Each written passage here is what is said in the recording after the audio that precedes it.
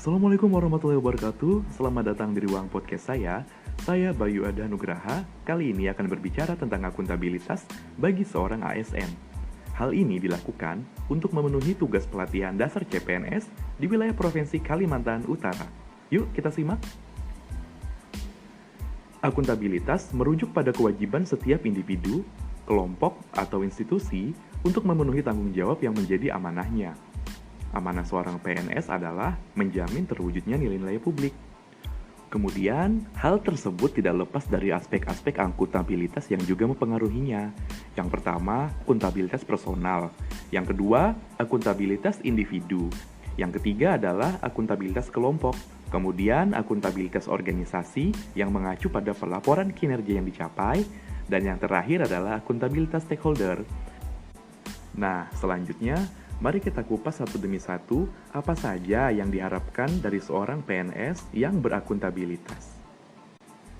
Yang pertama terkait personal behavior. PNS bertindak sesuai dengan persyaratan legislatif, kebijakan lembaga, dan kode etik yang berlaku untuk perilaku mereka. Contohnya, karena saya adalah seorang perawat, maka saya harus memberikan pelayanan keperawatan yang menghargai harkat dan martabat manusia, keunikan klien, dan tidak terpengaruh oleh pertimbangan kebangsaan, kesukuan, warna kulit, umur, jenis kelamin, aliran politik, dan agama yang dianut, serta kedudukan sosial, dan juga harus menghormati nilai-nilai budaya, adat istiadat, dan kelangsungan hidup beragama dari klien. Yang kedua yaitu perilaku yang berkaitan dengan transparansi dan akses informasi, atau Transparency and Official Information Access.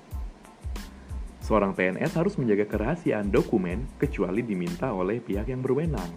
Contohnya, saya sebagai perawat maka harus menjaga kerahasiaan rekam medis pasien yang berisi tentang informasi penyakit agar tidak disebarluaskan secara semena-mena kepada orang lain, kecuali bila diminta oleh pihak yang berwenang dalam hal kesaksian hukum. Yang ketiga, menghindari perilaku curang dan koruptif atau fraudulent and corrupt behavior. Sudah sangat jelas sekali ya bahwa seorang PNS dilarang untuk melakukan penipuan yang menyebabkan kerugian keuangan aktual ataupun potensial untuk setiap orang ataupun institusinya. Namun, seorang PNS itu sudah sangat wajib melaporkan setiap perilaku curang, korupsi, serta pelanggaran kode etik agar tercipta akuntabilitas di lingkungan kerjanya. Yang keempat yaitu perilaku terhadap penggunaan sumber daya negara atau use of public resources. Seorang PNS itu sangat bertanggung jawab untuk pengeluaran yang resmi, yang bersumber dari pendanaan publik secara teliti dan efisien. Menggunakan pengeluaran hanya untuk kebutuhan pekerjaan dan bukan untuk keuntungan pribadi.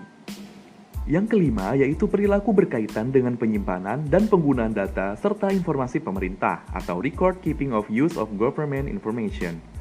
Seorang PNS harus mengambil keputusan secara transparan, menjamin kerahasiaan informasi, mematuhi perencanaan yang telah ditetapkan, berbagi informasi yang mendorong efisiensi, serta kreativitas tanpa menyesatkan pihak lain terkait kepentingan dinas, serta tidak menyalahgunakan informasi internal negara, tugas, status, kekuasaan, dan jabatannya untuk dapat mencari keuntungan bagi diri sendiri maupun untuk orang lain.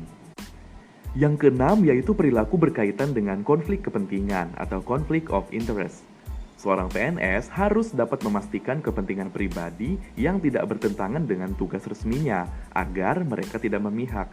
Contohnya, yaitu hubungan seorang PNS dengan orang-orang yang berurusan dengan lembaga-lembaga yang melampaui tingkat hubungan kerja profesional mereka.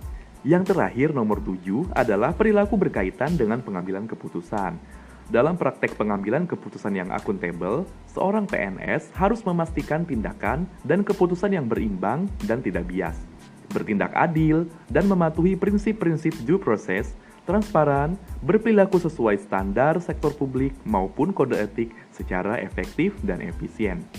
Ketika 7 hal tersebut mampu dipenuhi, maka akan lahir seorang ASN yang memiliki representasi sikap akuntabel dalam kehidupan sehari-hari, baik dalam lingkungan keluarga, lingkungan kerja, dan yang tentunya lebih luas lagi dalam lingkungan masyarakat.